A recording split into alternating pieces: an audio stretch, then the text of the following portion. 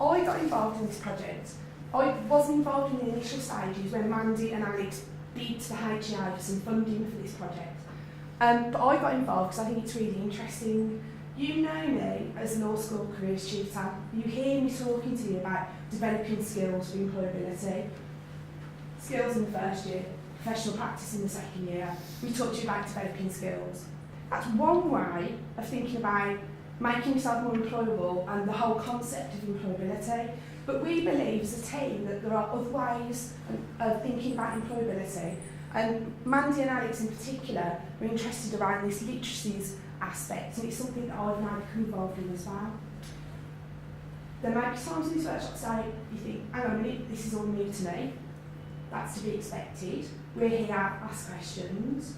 So as I said, we're hoping that you're going to get a different way of thinking about employability, a different way of thinking in general after your involvement in this project. So on that note, I'll hand over to Mandy. I just wanted to ask actually, Emma, is there a particular module that they might consider using this I was going to say that at the end, but I can say that now.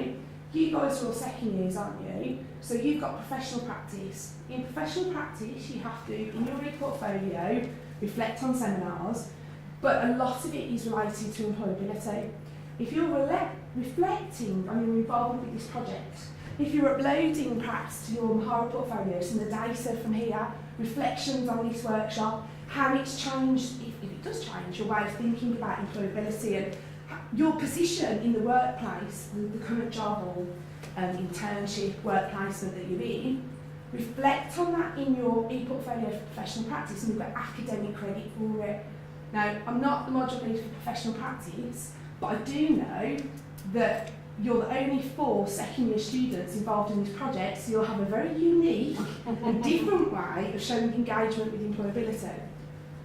It's got to be better than the 346 other second years who'll be saying, well, here's my CV and I went over to careers. So it gives you a very different perspective. Likewise with you know, you're a first year student, you've got the module with me, and in your skills e-portfolio you've got to show engagement with employability. And this is a really unique way for you. You're the only first year so far who's turned up. So that would be completely unique to you if you reflected on your engagement with this project, the workshops, the kind of things we're doing, put that in your e-portfolio and you'll get credit for that. Okay? So hopefully it's going to change your way of thinking, hopefully it's going to help you in terms of being more employable in the future, and as an added bonus you can get academic credit for it if you use it for professional practice and skills. Okay? Brilliant. Great introduction. Right, I'm just going to hand out the copies of the PowerPoint. Emma will be able to send them to you electronically. But I know sometimes, particularly when talking about something new, it's quite nice to have it in front of you as well. And obviously, if at any point you want me to just stop and go over something, then just say. Now, as Emma said in her introduction, the research we've done so far on this has proven that it's a very useful way for students to begin to think about and engage with placements, work placements, prior to actually completing their degree. You know, everybody at the university has to do a work placement at least once or twice in their degree. And this is a really excellent way of both recording and thinking about your experiences on placement, and because of things like Mahara, electronically recording them and using them at a later date. Okay? So I shall crack on without further ado. Let me just let me go into my other one now. Okay, so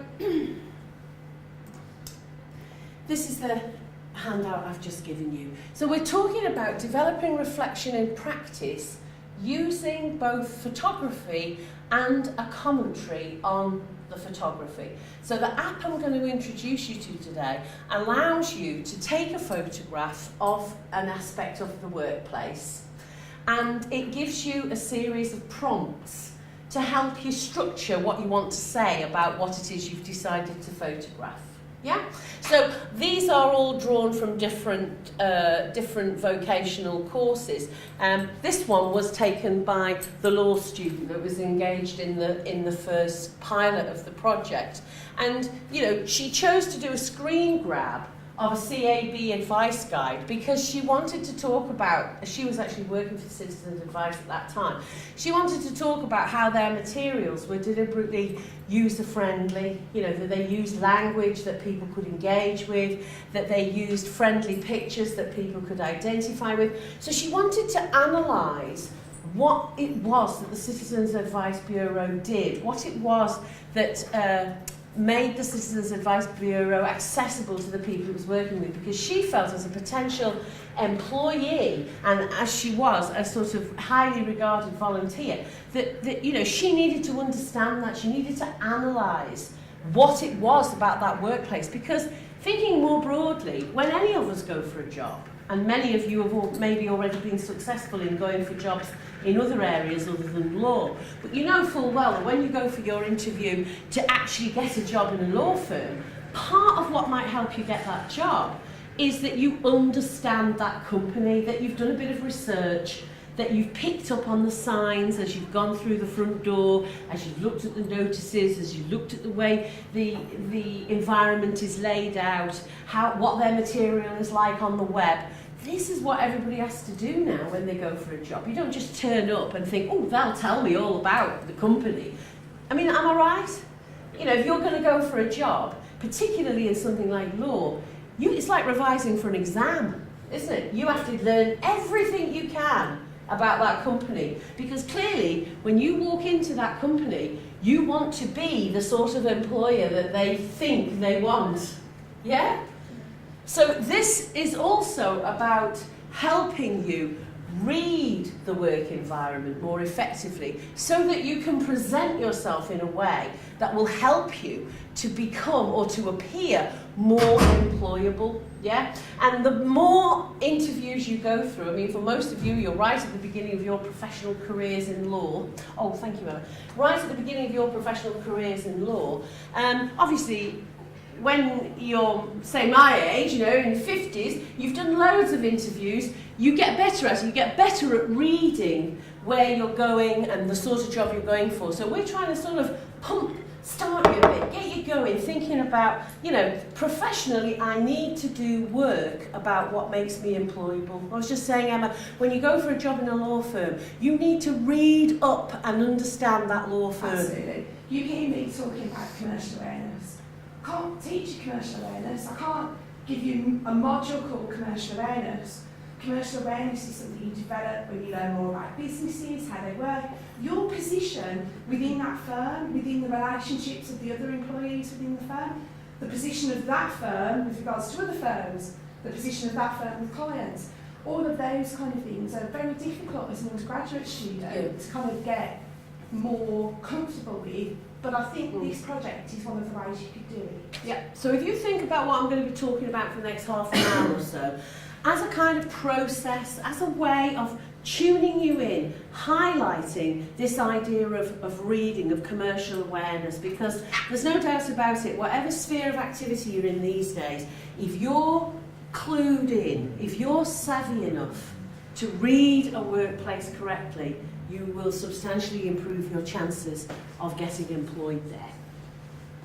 Okay, so, as we've just been saying, the project aims to give you a practical approach to reading the workplace, to help you, and this is important for your written assignments while you're still students, to critically reflect on your placement setting. And I'm sure in your various modules, you've had lots of people talking to you about being critical, yeah, and being reflective. Am I right? So I don't want to harp on about those, because I'm sure... You've heard lots about reflection, and you're doing reflection in professional practice, you're doing reflection in skills. This is not different. This should ring lots of bells for you, because really this is just helping you be more critically reflective. And then on a very practical level, it helps you to collect a record of your time on placement. I'll tell you for why, because one of the things we found in electronic e-portfolios and in written assignments that ask students to talk about placements, students very much tend to be descriptive rather than analytical or reflective. So they'll say things like, I went to work at company X, and I did this, and I worked with that person, and we did this and this, that and the other, and no sense of what that experience was like comes through. It's just a description of what you did, who you worked with, you know, and the rest is often has to be picked up in between the lines. And again, we're trying to get you to think about things right from the start in a reflective way. So the photograph, if you like, does the work of description for you, and then you're, if you like, put in a position where you have to talk reflectively about what it is you decided to take the photograph of, and then the good thing is you've got a record of it.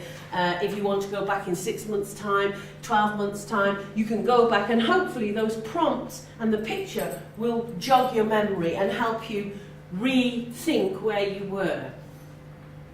Okay. So, this is then the name of the app. You get to it by Alpha E, it's written on there, and you've got it on your PowerPoint. Now, for some reason, it might work here, you never know. It didn't want to open, so I'm going to have to go in via the internet directly. And what this will do, I'll get it up and then I'll talk you through it. So sorry, I meant to do that earlier, but I didn't. It won't take 2 minutes. Okay, so Alpha E, that's what we've called this project, Literacies for Employability. I'll just do this for a minute. ECU. Okay.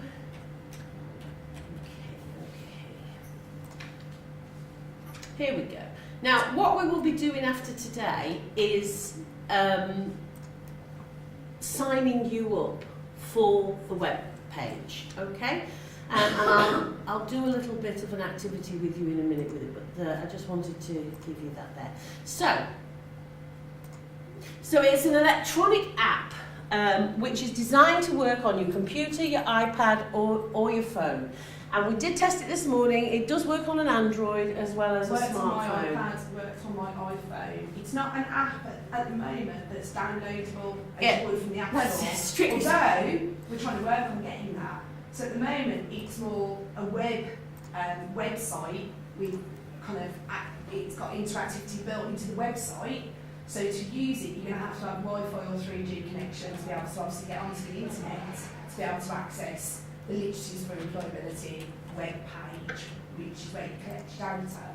Although we are looking at the feedback we've had from others, is it would be a lot more easier if it was on the phones, so you didn't always need the kind of internet access. Yeah, so in that sense, technically, it's still a bit of a work in progress, but we're hopeful that the more people who use it, obviously, the more of a chance we've got of getting the money to turn it into a fully fledged app. Now, I just want to check why it isn't just putting a password behaving. Well, I am, except we were recently given some new ones, and it should, according to this, it should do it. What we'll do is after today, you obviously still want to be part of the project. We'll sign you up. You'll get your own login, your own password, and then you'll be able to log into the website, start paying. You'll be able to see what other people have done, etc. We've also got a wiki for this project. Have any of you used wikis before? Okay. It's just a fancy name for an intranet site. So it's somewhere where you can store everything electronically. It's not open, so it's password protected, but again, when we send you the passwords and whatnot for this, we'll send you the passwords and add you to the wiki. And the wiki's kind of like a Moodle page, but it's never been open to everyone like our Moodle pages are. It's just limited to a group of people. And on there is all the documentation about the project, the kind of theoretical perspective that underpins it. There's also evidence on there from other people who have been involved in the project and things that they've been uploading, more of this kind of stuff. So I'd advise you to go in and have a read of the wiki as well, okay? Emma, do you want to try and go in on what you've been given? Because it's not, sorry about this, guys. If we don't, I have got it all in hard copy. I went on it on my machine and it worked. So it's Emma, and it's Alpha E password, isn't it? That's because you're using it for the first time, is it? Since you've got a new... Oh, there we go. That's it. Thank you. I'll just keep the password the same because otherwise I'll never remember it Monday. That's a very good idea. So Marie, this is when you log in, this is what it looks like. Yeah, this is what it looks like, so you're not such an idiot as me who's forgotten the password. Now, I'm just going to, before we go anywhere, I'm just going to show you this one for the Citizens Advice Bureau. Basically, what we've got here is that you can see here that, I don't know why it hasn't come up as a square either, but what you've got is that's the photograph that's been taken. Which is on the CIB website and some kind of information that's on the CIB. When you start volunteering at the CIB, you get access, Rishi will know about this because you do, you get access to their database, a research database, etc. So someone took a picture of that. And then basically, I'm going to talk to you a bit more about these prompts. I'm not going to go into them in too much detail at the moment, but basically each box round the photograph has got like a prompt on it, which helps you reflect. It's like, if you think about what I said earlier, we don't want description because the nice thing about having the photograph is it tells its own story, yeah? So you don't have to say, the CAB uses lots of interesting web online materials. You can say, look, here is an example of a web-based material, and then these prompts hopefully encourage you in a way that I'm going to discuss in a minute to think about how that particular aspect of the workplace works. Yeah, so in this case, it was Angelini, is it? Angie was talking about it. Well, it was a public-facing document, so it needed to be legal and correct. When she thought about who the audience was for, it was for the general public. So it needed to be something that was accessible to people who were looking up information. Yeah, the corporation style, and again, this is something that will come up a fair bit in law, I might think. You know, the corporation style is it conforms to the house style of CAB, which needs to be easily recognisable to the public. Now, you can imagine these kinds of questions could well come up in a job interview. What is it that makes a citizen's advice effective? You know, how do people relate to the Citizens Advice Bureau? What is your impression of the Citizens Advice Bureau as a public service? And obviously this kind of reflection, this kind of understanding can really help you. So again, it's this idea that the app sort of forces you perhaps a little bit out of your comfort zone sometimes and gets you thinking about the workplace in terms of it as a space where things happen in a certain way. Yeah? So for example, perhaps a lawyer firm dealing in, I don't know, high finance wouldn't be so worried about the general public. Why? Why wouldn't it be so worried about being accessible to the general public? Who would it be talking to? Who are their clients? Is it the general public or is it huge banks, huge financial organisations? Certain sectors, won't it? So it won't be everyone in the public, it'll be certain. Exactly. So you might be looking at a screen grab from, give me the name of a high...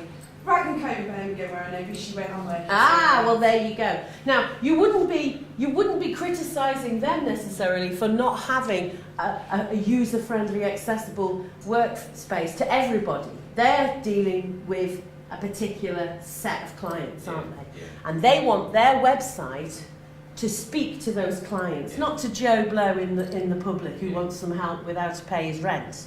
Because they just don't do that kind of work. Yeah. That's not what they're about. So if I was to put you on the spot, which I'm going to, but you know, what kind of image do you think they were projecting through their web-based presence, through the language and the style of their presence? I think they were just coming across like quite, wanting to get their friendliness across, and also it's like quite simple, so because they had the whole idea they wanted people to be quite put the personality into the job, so that's the way the intranet was like that. Right. So a little bit, they wanted to get a bit of personality. It's interesting you should use that. So they didn't want to come over as a big bland corporation. They obviously wanted to inject a bit of personality into what they were doing. That's because, now I know that firm, because that's how it worked. That's because they are looking to speak to a certain part of the Birmingham market as well as the national market. So they have that aspect in there because they want to give you to people in Birmingham, the law firm to go to in Birmingham for corporate and commercial work. You don't need to go to London, you don't need to pay extortionate prices. Yeah. Keep it simple, we're on the doorstep, we give you the solution. That's all their corporate speak. Now I know that from working there, but you can pick up on that, and you were starting to there, just by looking at their website. Yeah. But unless you start thinking in that way and kind of almost like reprogram your mind to start thinking in that way, you're not going to be able to pick up on the same kind of corporate language as well. I mean, the more of these, you know, it's good to we just focus for a moment on web presence, if you like. The more of them you look at, the more you'll notice these little differences. And as I say, when you're applying for work, or you're thinking about doing a placement somewhere, or you want to get a shoe in somewhere, you want to be able to see the differences between these things. Now, this is you've got this in your hard copy, but it's very tiny. So I will send you, we'll look at this now, and you'll get a copy of it that you can make bigger on the screen. But basically, as I showed you on the app allows you to take a photograph and upload the photo. It could be a photo of anything, although I'll be talking to you about the ethics of what sort of photos you should and shouldn't take. But once you've got your photo up there, the idea is that you can use these as a prompt. Now, I'll go for one that I know came up a lot when we were getting feedback on the legal ones. Things like a corporate style. Yeah? So, say for example, you were taking a photograph of the front of the office, you know, where people walk in off the street to an office. You might notice straight away that there was a logo or branding going on. Yeah? Why might they do that? You know you're walking into the right place, otherwise it should be in a standard building. Yeah, and they maybe want to project a certain kind of image to you, of smartness, or class, you know, or professionalism. Yeah, so you might have a very, in law, unlike say nurseries or schools, which are trying to look very jolly and friendly, and often say in a school situation wanting to look very sort of multicultural and open. In a law office, you might have something that was much more sophisticated, professional, that looked as if these were a business of substance. So one of the things we'd be expecting you to look at is if you took a photograph of the corporate logo, you know, what is it about the typeface? What is it about the use of colour? What is it about where the logo is placed? Is it right in your face as you walk in, or is it quite discreet? Yeah? So when you then go into the workplace, is everything on headed paper? Look at the university. Everything in the university has got corporate branding on it, hasn't it? You know, your headed paper, your business cards, if we do a presentation. Yeah, have you not noticed every single lecture you go into, that's exactly the same, or should do, 10-page presentations. It's all about branding and kind of the image that the university is trying to project, and it being a unified image across the board. But that differs from business to business, how flexible they are, and different branding. They might have different logos, different typeface, different way for different clients, different businesses. So, I mean, not just think about those. I mean, Rishi, you're at the Citizens Advice Bureau, aren't you? Yeah, I do it like seasonally though. So you've got like the work placement internship style. Clara, was it? I can't remember where you said you were. She did tell me in the email, but H&M. So yours is more a shop, but this is still as relevant to you because H&M logo. What about it? Where is it? What colour is it? Is it big? Is it small? It's just above a shop. So it's there to lure the customers in. What colour is it? Red. So it's not a little discreet pink pastel, bang, straight in your face with red. Is it just in front of the shop, or are there other places in the shop that you work where it's on? I think it's above the cash desks. Yes. What about bags? What about tags? Labels. Labels. It's subtle in some places, but it is around a lot more than perhaps you'd notice. And why would H&M want to use big, bold in the front of the shop and also behind the cash register? Why would they want to do that?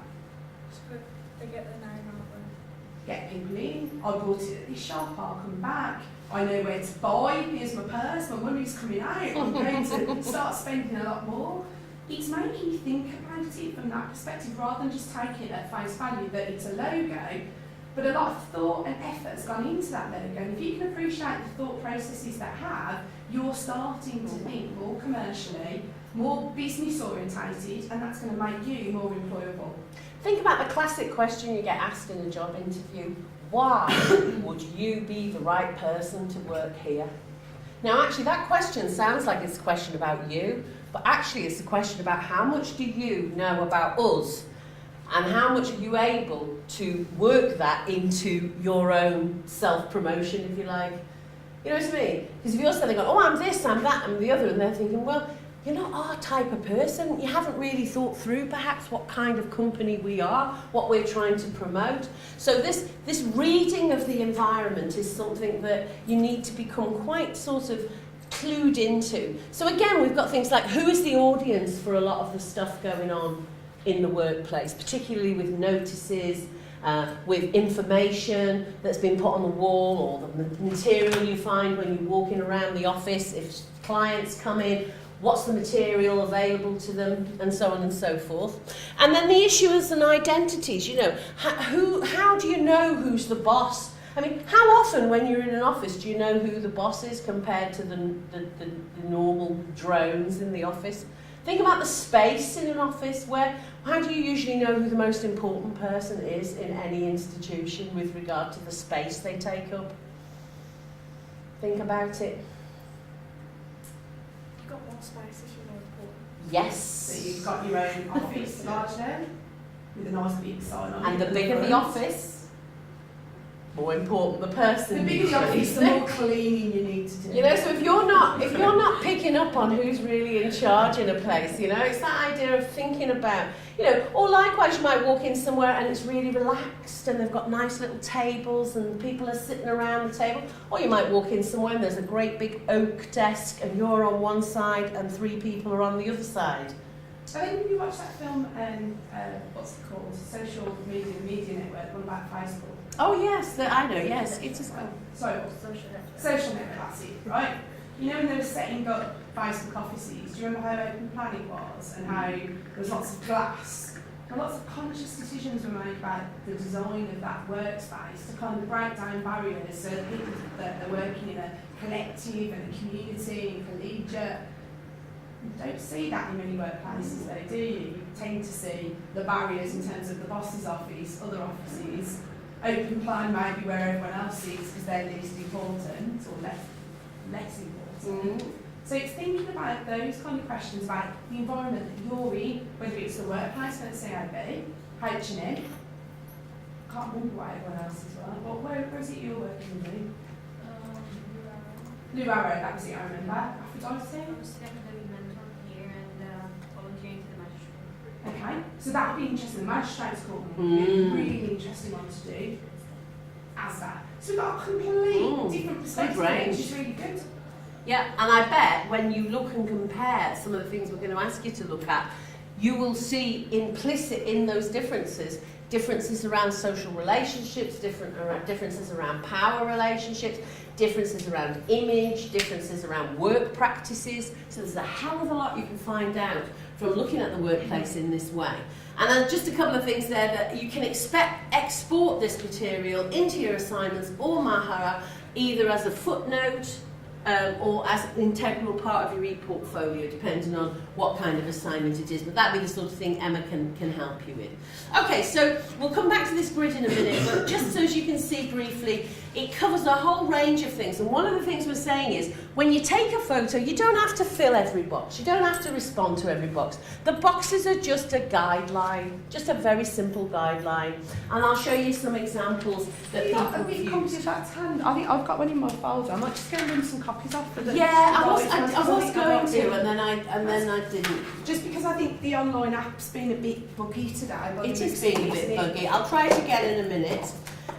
So, just to talk you through the basis of the programme, what we're doing today is introducing the project approach. After today, you go off and use the project materials as best as you see fit.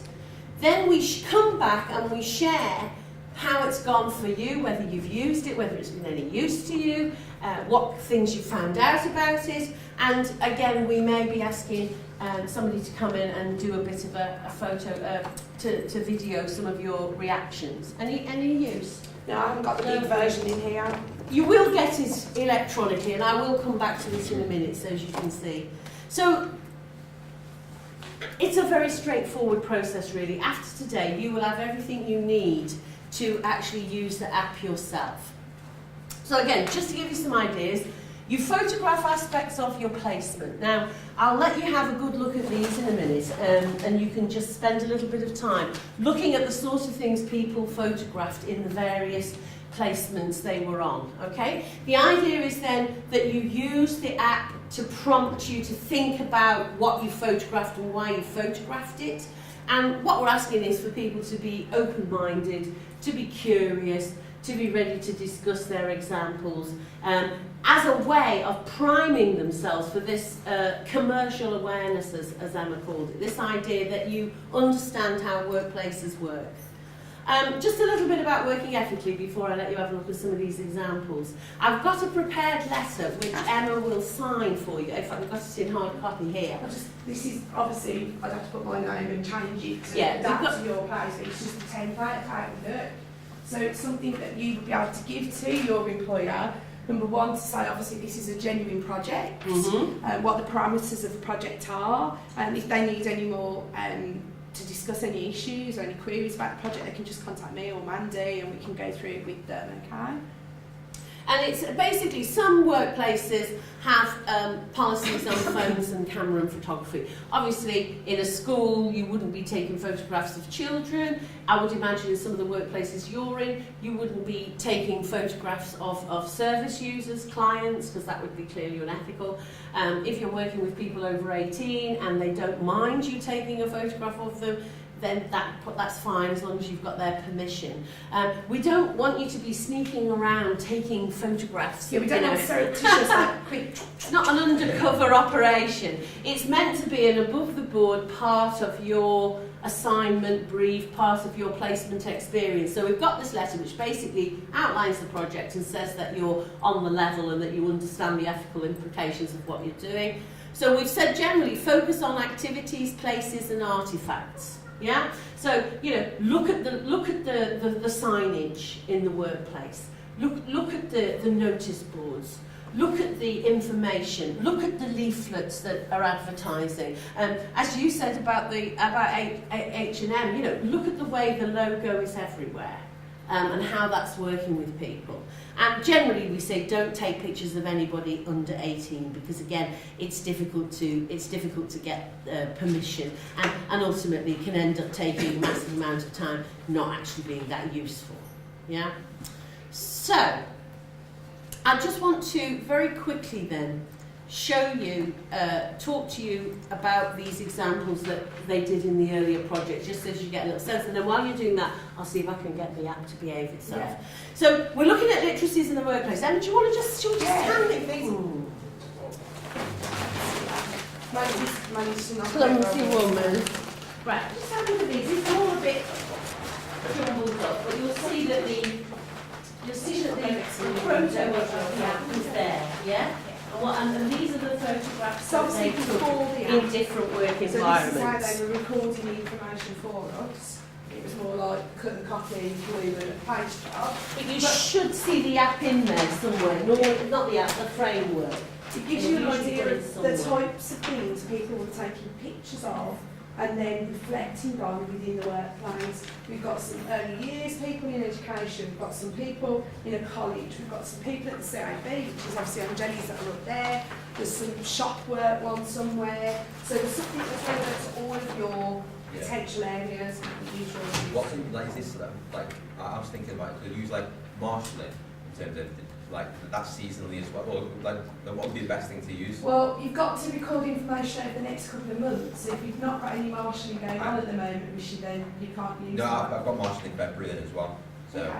No. Well, you can use a mixture of everything. Okay. I mean, it'd be interesting to get some CIB stuff. So we've got kind of your reflections to see if they kind of tally up with some of Angeli's reflections, to see if it changes from CIB office to CIB office, because it would be interesting to see if there are different things you use, or is it uniform across the board. Do you think about then, so I know like you saw H&M, so can I do like a, I'm just thinking of work next then as well, can you just do like a mixture of... You can do whatever you want, because at the end of the day, all of those experiences are things that you need to draw on to try and make you employable. So if you can think differently about all of those experiences and more reflectively and more critically, then that's got to make you better placed from an employability perspective in the future, hasn't it?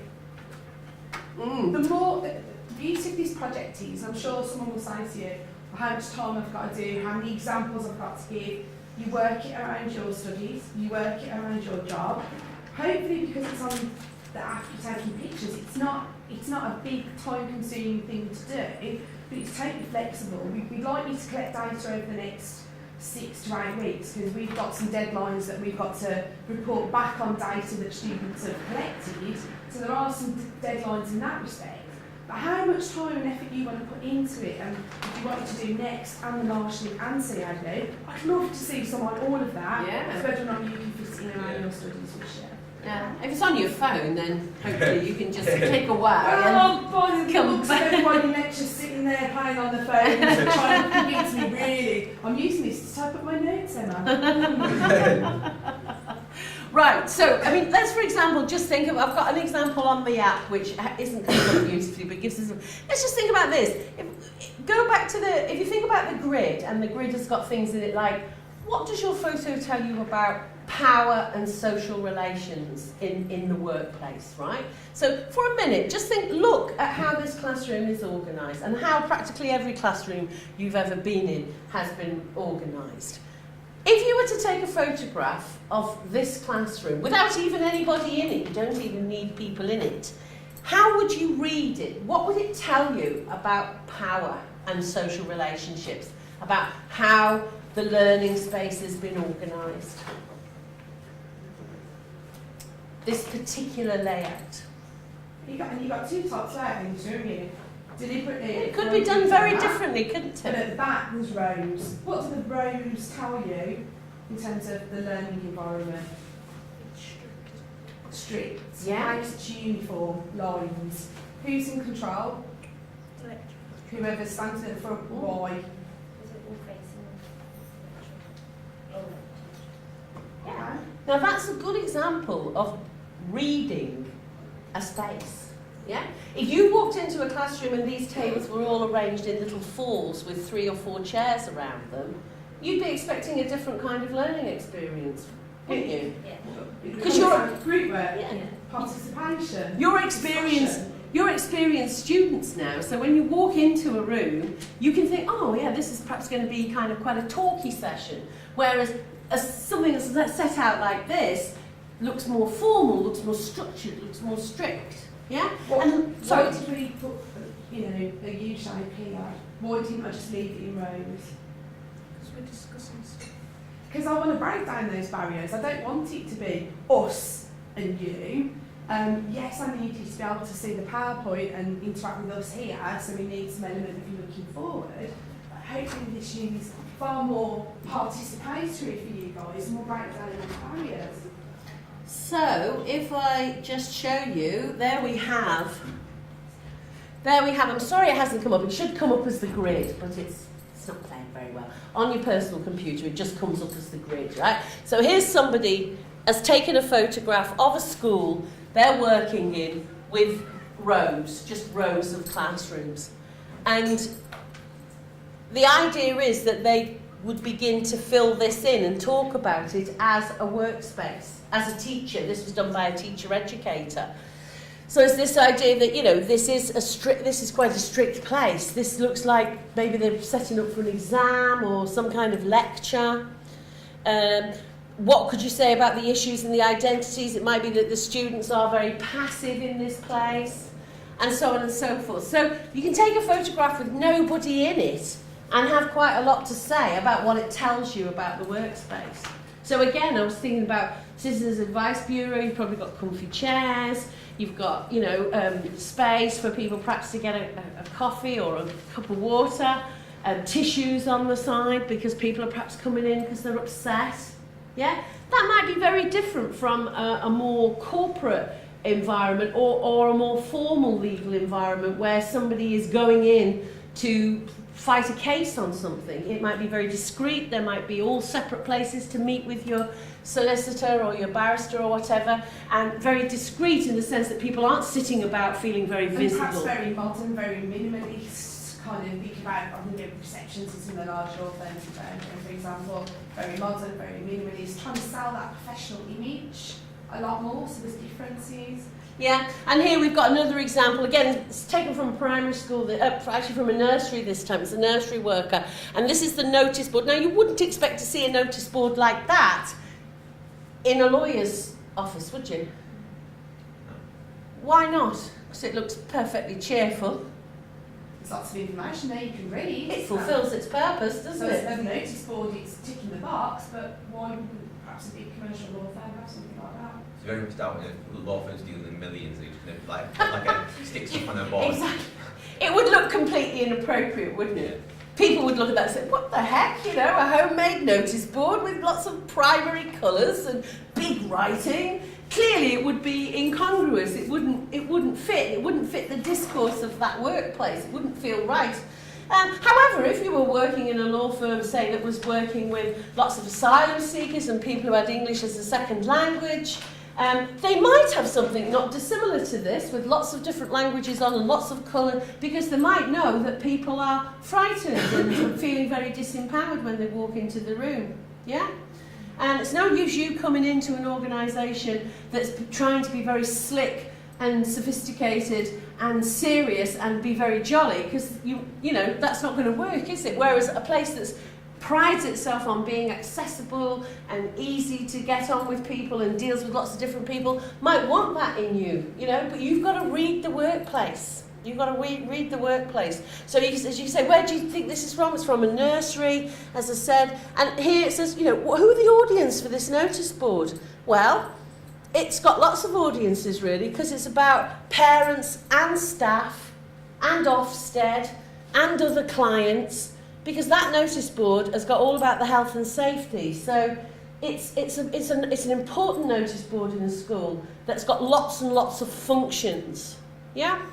And what she's trying to do with her feedback here, so for example, she says the language of the text is informal, but there is still the Busy Bees logo, because it's a corporate nursery. So even though it's a nursery, it's got a big corporate push, big corporate style, which you might not get in a smaller nursery or a private nursery, but you're certainly getting it here. So again, when you go on the site, you can look through all these examples and just look at what other students have done. There's not hundreds of examples on there, and you know, you can have a look at the law one as well. Yeah, it'll definitely give you a flavour of what's more involved in the project. Yeah. So I just wanted to, to conclude really, before we have a little chat with the student who took part in our pilot, Angeli, I just want you to come away from today thinking, well, the texts and the practices in any workplace can tell you a lot about that workplace.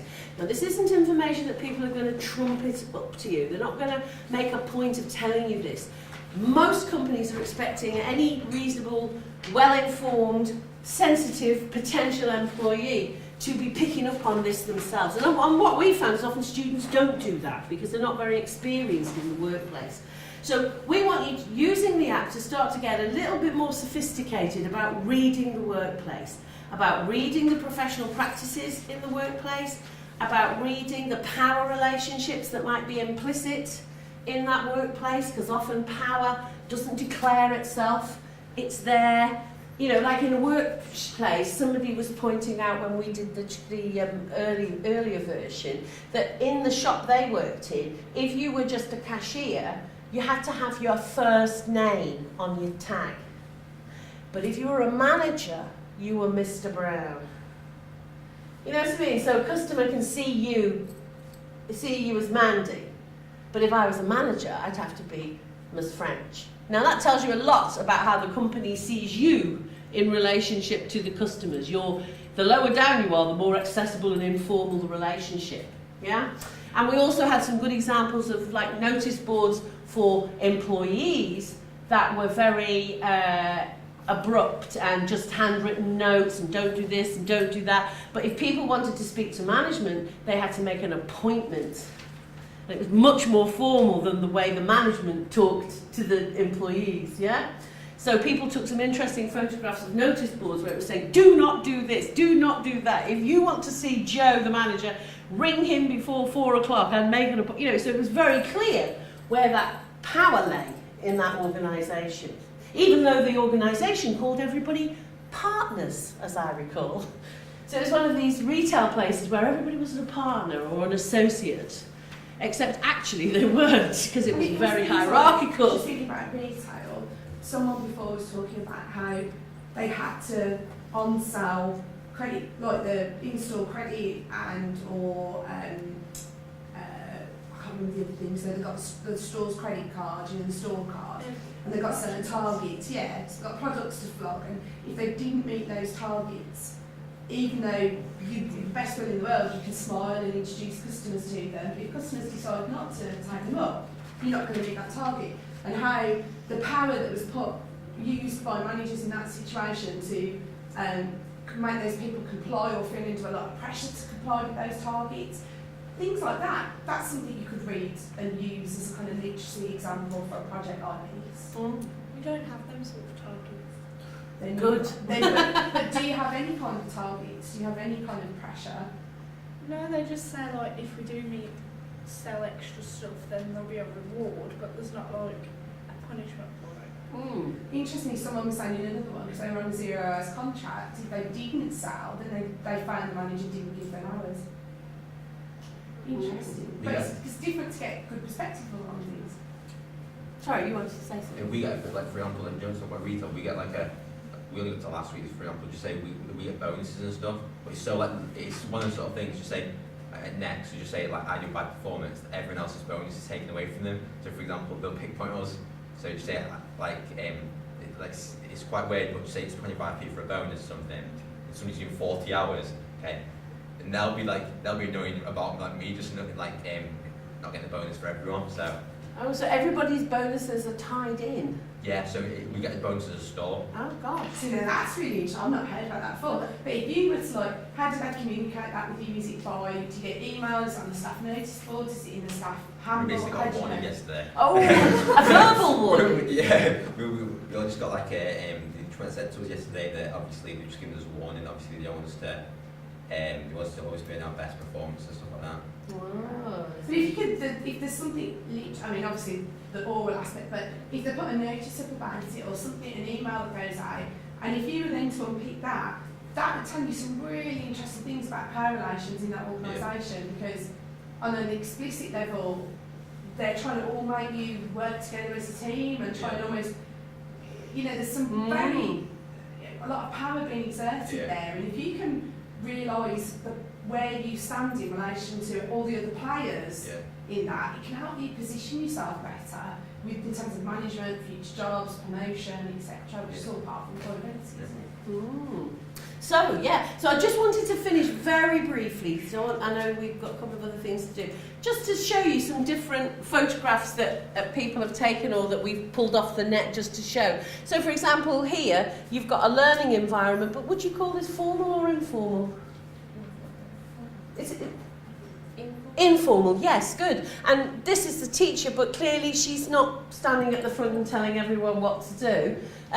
She's sort of getting in amongst them, and they look like they're in a workplace. They look like they're in a canteen. So again, if I was taking a photograph of this and I wanted to reflect on this as a working experience, I'd have quite a lot to say, couldn't I, about the power relationships and the way in which how the teacher-pupil relationship is being constituted there.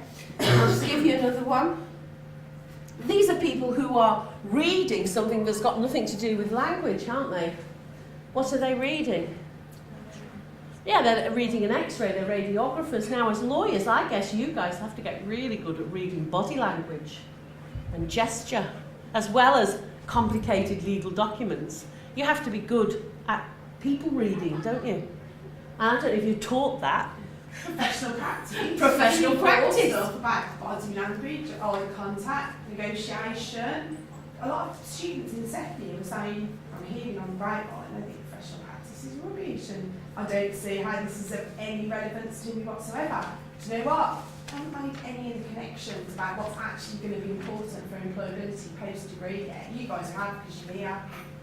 Okay. Yeah, and I've just put this one in because, again, it is a law. I've got a law one, but it's a bit of a silly one. This one's quite good because law is a bit like in medicine. There's always more than 2 or 3 people involved. You know, people in a courtroom or in a consultancy situation. There's lots of things going on with people operating at different roles. you know, have got different input, using different literacies. You know, some people it's all verbal, some people it's written down, some people it's to do with their professional practice, their medical practice. So the more complicated the work environment is, and most work environments, to be fair, are quite complicated, there's more than one discourse, there's more than one literacy, there's more than one relationship between people, and how you position yourself there. You know, a lot of people have said, you know, oh, he looks like the most important because he's like central and he's got the stethoscope.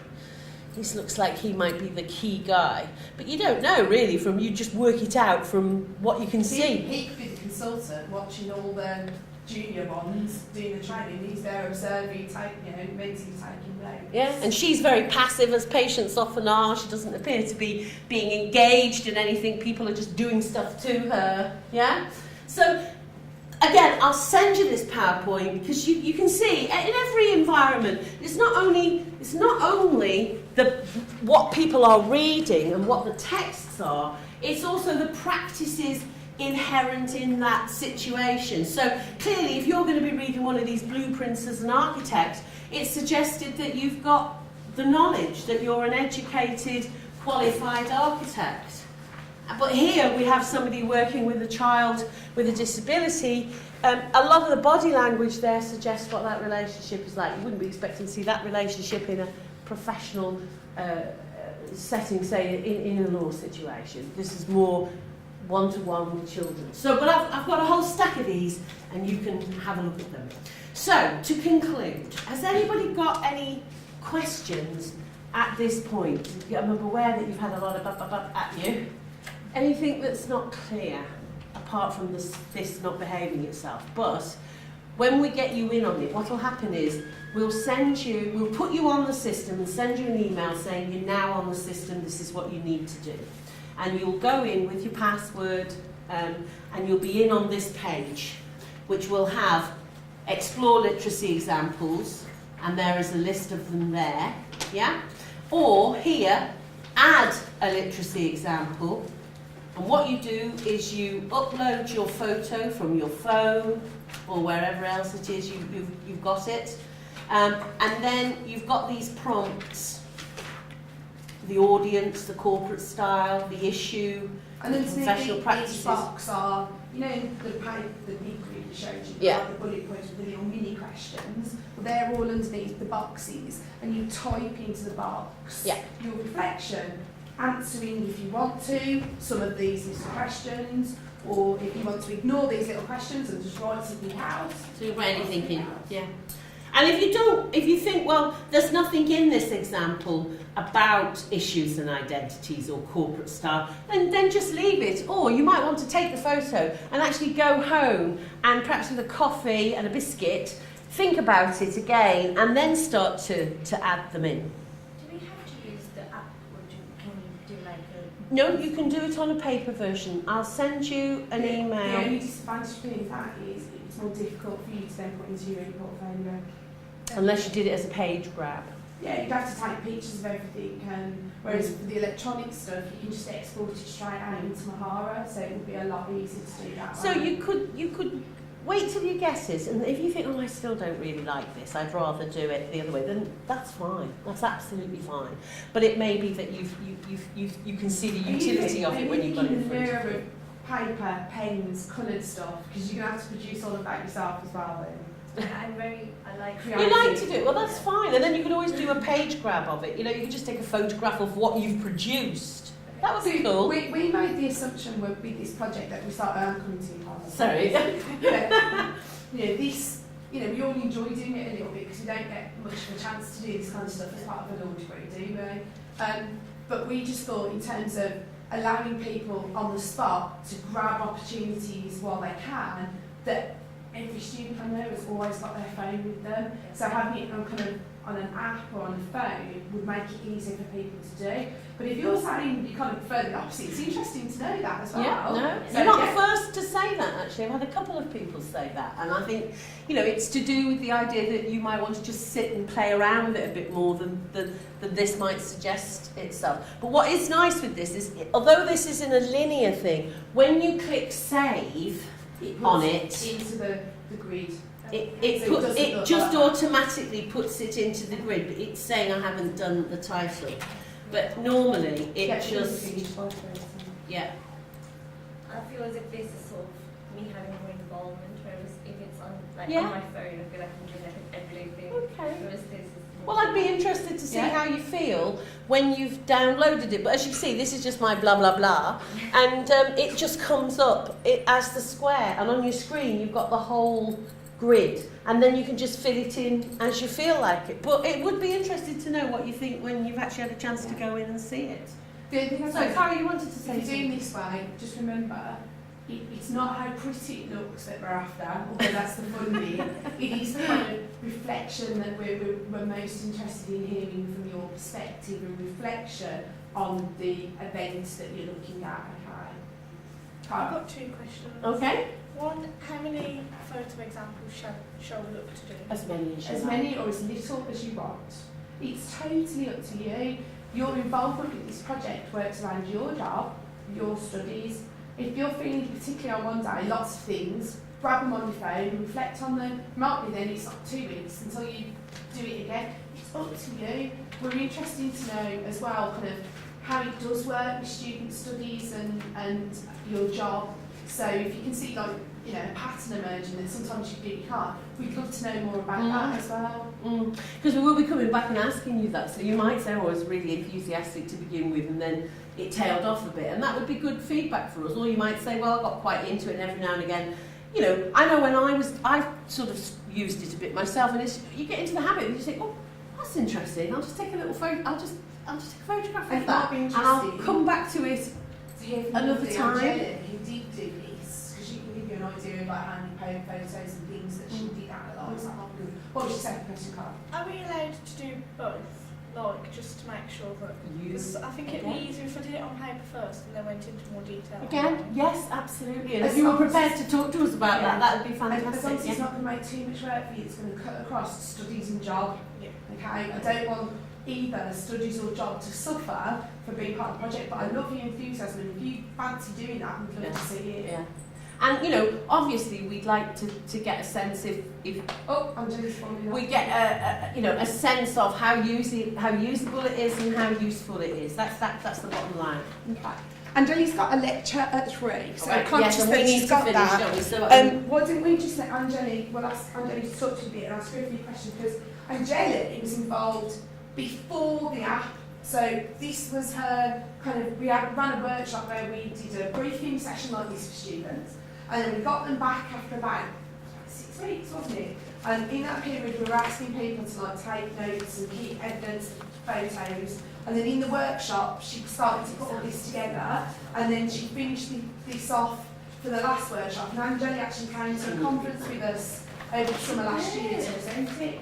So in terms of your involvement with the project, Angeli, how did it get around your studies and work? How many things did you find yourself taking a picture of? Well, we started off and we had a great introduction, as you guys had now. I was at a placement at the CAB and did some studies. Sometimes, initially I went into a bureau, get the manager a little packet that you give in and say, hey, I'm taking photos from the project, is it okay? And then after that, depending on the weeks, if it was busy, I'll take photos. If it wasn't, I'll leave it. Maybe kind of take photos and send the bureau and kind of spend an hour on the weekend like uploading it or putting it into a grid and kind of like describing the picture.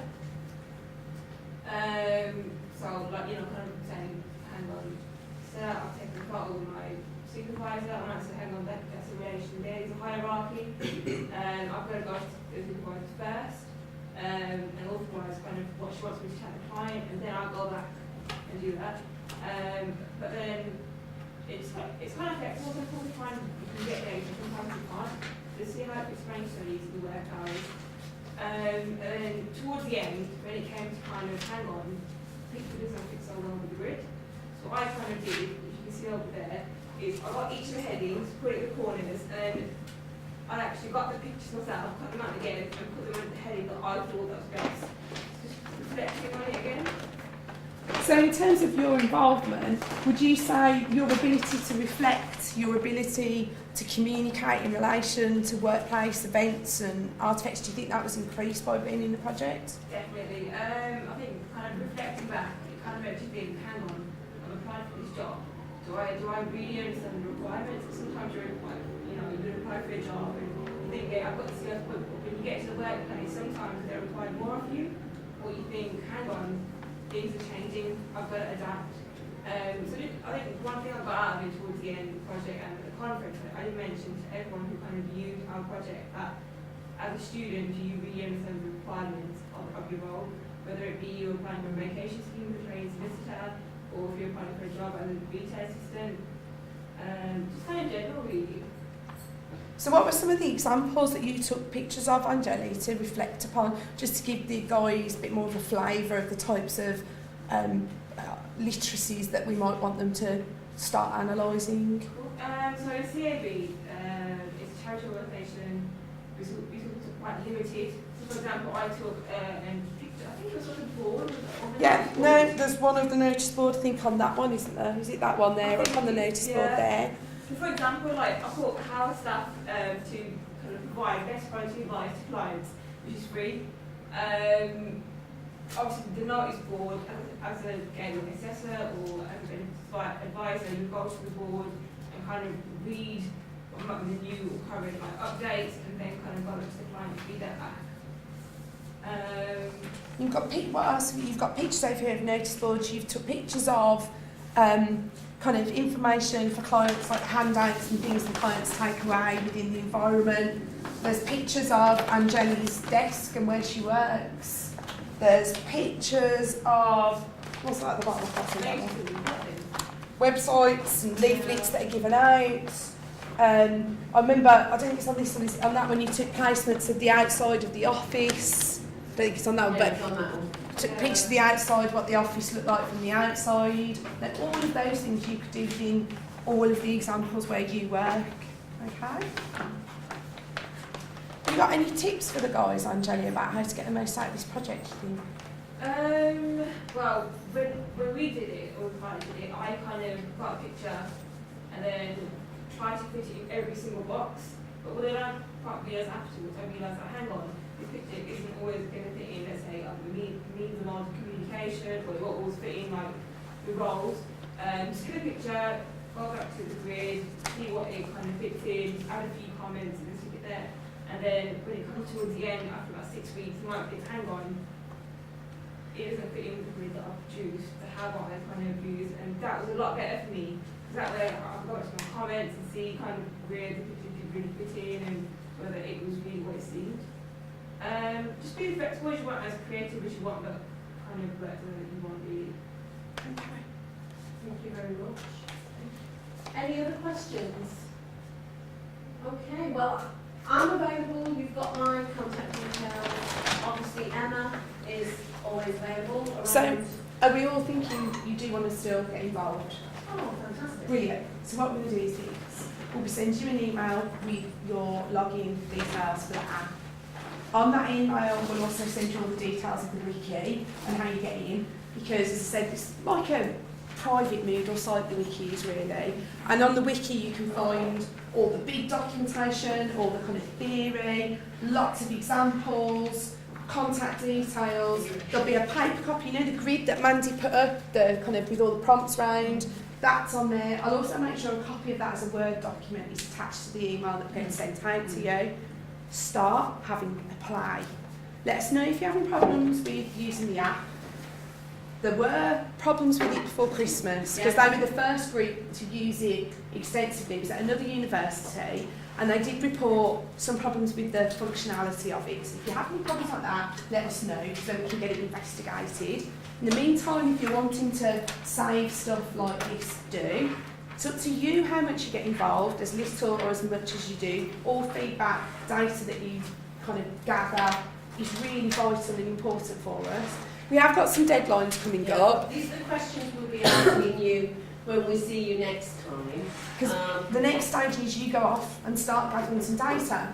Now we've got some deadlines that we need to produce some reports by about May. So by what we'd like you to do is, over the next 6 weeks, between now the end of February, collect as much data as you can.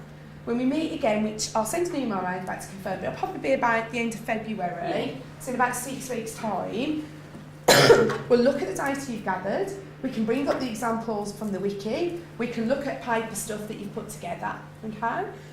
We'd also like to kind of discuss with you answers to these questions. So we're asking you to evaluate how the project's working for you, okay? And then again, perhaps meet again another 6 weeks after that to kind of bring together everything you've collected, because we've got a final date of them in May that we've got to pull all of this together for. So in terms of involvement, does that kind of work in terms of timeline for everyone? And it does in terms of your e-portfolios, because they're all due in the 28th of April, so you'll be well done in terms of data collecting for this, and then you'll have lots of stuff you can reflect on in your professional practice, etc. e-portfolios. And Aphrodite, why was there? I'm not sure because I'm starting my job tomorrow. Yep. So I can start from tomorrow. Right. Taking things up, but I'll be going to Cyprus for a while, so I'll be here probably until the 24th of February. That's perfect. So you've got lots of time to collect stuff. If then post 24th February you can't do any more, you can't do any more. It's not a big issue. But if you can collect what you can while you can, that'd be perfect. Who knows, in Cyprus? Why are you going to Cyprus when you should be here working in studies, Aphrodite? That's a question we have to talk about outside of this workshop. But again, it's flexible. So again, it's not a problem. Okay? Brilliant. Thank you for coming, guys. Thank you for very getting much. involved. Nice to meet you. And look out for that email from me and Mandy later this week. So how's it going with the dreaded thing?